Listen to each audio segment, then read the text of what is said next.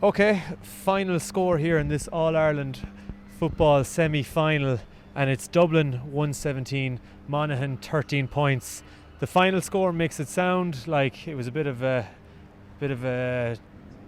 trouncing, but it wasn't really, was it, Colm? Oh no, absolutely not. Like, Monaghan were right in this game up until a couple of minutes to go.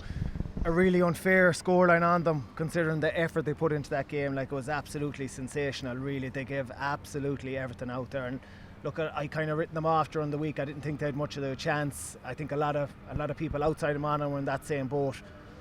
I think Vinny Corey go home today. You know, he'd be disappointed, he'd be gutted, but he'd be so proud of his team. They gave absolutely everything. They stayed in that game right up into the last couple of minutes, and they pushed Dublin all the way.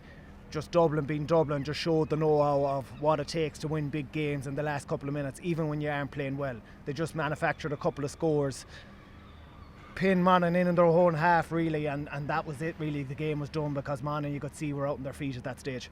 Yeah, because the third quarter is the part where Dublin really go at teams, isn't it? If you can get past that, and if you're still within touching distance of Dublin, past that first 15 minutes where they just try and blitz you, like, you felt for a long period of that game that Monaghan really had a chance, didn't you? Like, the tension around the place. Yeah, it was unbelievable with 10 minutes to go. Like, a lot of people, Monaghan people, were sitting beside us, and when McManus hits that point that levels the game at 12-all, I think it is, you can really get the sense from them that they think this is going to be their day. But I suppose you're right, you mentioned that third quarter, and you're right. I think Monaghan would have felt like they got through that okay, and they were probably in a very similar situation to Mayo at half-time, in that they played most of the football in the first half, but they still found themselves a point down at half-time, and I think they would have been fairly frustrated with that. Dublin, on the other hand, would have felt there was way more in them. It was crucial then that Monaghan just stayed in that game in the third quarter. Don't let Dublin do what they do, get ahead of steam up. And in fairness to Monaghan, I think they get the first score of the second half. Yeah. Ryan McInnesky, it was a brilliant score, almost on the touchline right in front of us down here, and that gave them something to fight for the next 10 or 15 minutes, and they just stayed in the game, and that's kind of the biggest compliment you can give to them. And like I said, McManus gets a couple of points, gets them level, and the stadium, like, Dublin were nervy, they were very, very edgy, and you just felt they were way off it, and they were right in that game, or Monaghan were right in that game. You just felt Monaghan needed to get in front, really, to test out this Dublin team, get in front and see what was there. But like, Dublin being Dublin, they outscored Monaghan, I think 1-5 to a point after that, and that just shows the know-how. I think Finton gets the first one, it gets them on a bit of a roll. Yeah. I think he had a brilliant score in the corner down here, didn't he? Yeah, brilliant score. I think the big one though was when they turn, I think Beggan, they press Beggan, he's got the ball, he hand passes it to Stephen O'Hanlon. It's kind of a messy hand pass along the ground, he picks it off the ground, gets pulled for over carry, and Mannion puts that over the bar. Like, that's an absolute killer. That's a huge momentum swinger in a game like this, and I think McCaffrey gets the next score to make it 15-12, and really that's probably the game done in that 5-minute spell. But that's what we know about Dublin. You can go with them for 50, you can go with them with 60, but they can take the game away from you in almost a 5-10 minute period, and that's what they did to Monaghan really at the end of this game. And what is that? Is that experience? Is that just fitness? What would you put that down to? Especially the last, let's say, 7 or 8 minutes, they just really took control of the game, didn't they? And they looked like they were just a far better team. But now Monaghan were out on their feet at times as well. But what would you put that down to?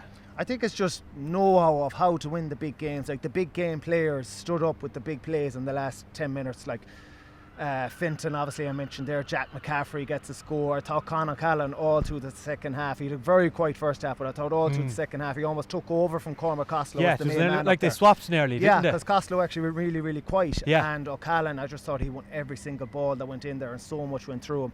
He set up Rock, I think, for the goal at the end too.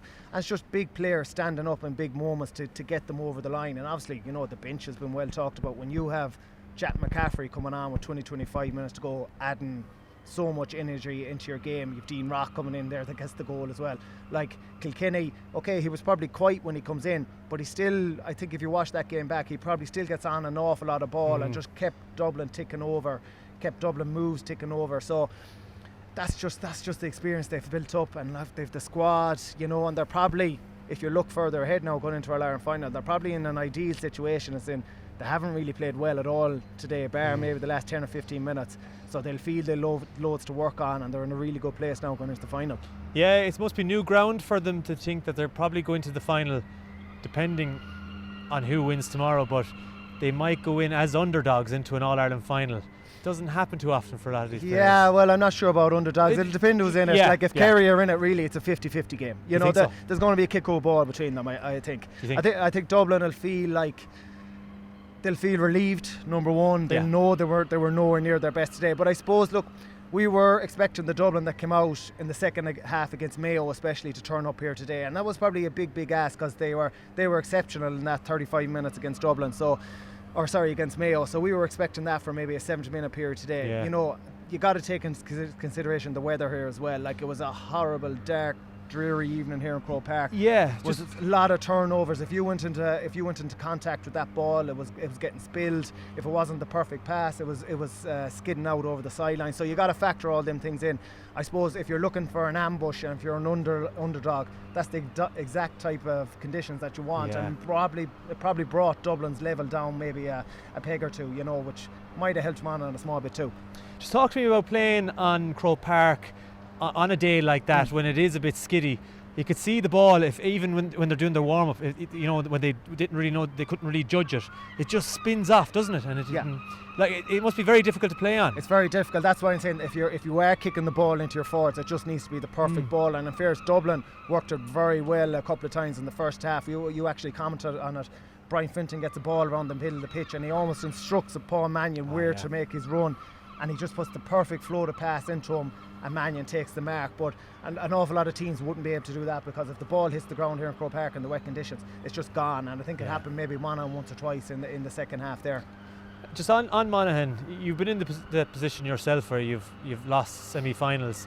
It's a tough place to be, but for Monaghan, you know, in a week or two, will they look back on this and say it was a good year? They won't feel like that right now, but you know, was it a successful year? Like, you know, is there success in getting to a semi-final? Look, it depends what your ambitions are at the start of the year. Like for Monaghan, I think you have to look at it as a success. Like, you know, I think Monaghan players are probably fed up about their numbers and are hearing about, you know, how they're less numbers in other counties and they do well for their resources. They're a brilliant group of fellas. Like, I'm just wondering, like, will the likes of Darren Hughes be back? Or the likes of Conor McManus? You know, was them boys' last chance at getting to an Ireland final, playing on a big day? Like you said, about 10 minutes to go. Probably no player deserves more to play on the biggest day of the year more than Conor McManus. But you know, it's very unlikely that that's going to happen now, whether he comes back again next year, because it's so tough for the likes of Monaghan to get back, for the likes of anyone to get back to a semi-final if you're not a Dublin or Kerry realistically. So look, you have to say it was a great year for them. You know, obviously they went out in Ulster, but a good performance in the format stage. They get through. The big win obviously is the Armagh. You know, to beat Armagh, their Ulster neighbours, in a quarter final on penalties, and to get to a semi-final. I think what was great to see, and you don't often see it in GA supporters, the Monaghan team coming off the pitch getting applauded by their supporters. A huge amount of them stayed around and applauded them off, and that was brilliant, and they absolutely deserved it. Just a word on Conor McManus. Like, he's some player, isn't he? Like, he carried them through, particularly in the second half. I think that he might have got 4 out of their 6 points in that second half. Like, you know, he'll be some loss if he does decide that this is his final year, won't he? Yeah, and we're not trying to retire him by any means. And actually down below, Vinny was saying that, you know, he couldn't see any reason why he wouldn't be there next year. In fairness, he played 74 minutes of football there now, but he is a class act. He's a class act, and like playing the 74 minutes was a huge achievement, considering he hasn't really done that all year. And to come here against Dublin, do it in Croke Park, and, you know, play the way he did is a testament to him. Like, some of the scores he kicked there in that second half, it was a case that he was keeping Monaghan in the game, because scores were getting harder and harder to come by from a Monaghan point of view. And I think there was one ball he was running out in the corner there, Mick Fitzsimons was coming after him, used all his experience to just slow up, feel the contact from Fitzsimons, go down, gets his team a free, he kicks the point, and it just keeps his team in the game. He gets another one down here just inside the 45 as well. He gets him marked in to get his team level. He kicked a great score from play, and when he kicked that score from play, you just the buzz here in the crowd. Yeah. And like I said here on, the Monaghan supporters are just getting the sense that this could be their day. But unfortunately, they needed more from that, from other players really to come in. And like I said, the scores kind of dried up. McCarran came in and gets a point, but it was so difficult to see where the other scores were going to come from. Conor McCarthy was nullified really in that second half. Paddy Small started on him, and I think actually Jack McCaffrey comes in and goes on and then just really completely takes him out of the game. Just a word on tomorrow. Dessie Farrell, if he's coming to Croke Park now tomorrow, who do you think that he wants to win tomorrow? It's impossible, it's impossible to know. Like I said, if Dublin and Kerry are playing in this final, it's going to be kicking the ball between them. If Derry are there, you don't know how that game will go. I think Derry will probably look at Dublin this evening and say, geez, yeah, we wouldn't mind a crack at them. Yeah. But they have to get over Kerry first. I think if you're Derry, you're hoping for similar conditions tomorrow, weather-wise, than what was here this evening, because I think that would suit them down to the ground. The underdog again coming to Croke Park, trying to turn over the big team in Kerry, who, let's be honest, will prefer the nicer conditions. So I think Derry will be hoping for similar conditions tomorrow, and if they do get that, I think anything is possible tomorrow.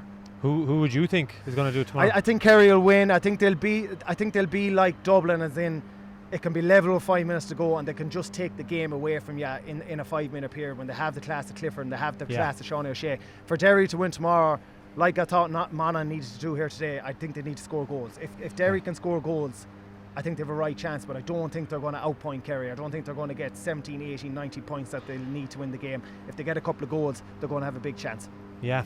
Well, I don't know, we've said it at the start of the year, but in 2 weeks' time, Dublin will be in an All-Ireland final, and full-time score here in Croke Park is Dublin 117, Monaghan 13 points. Colm, thank you very much.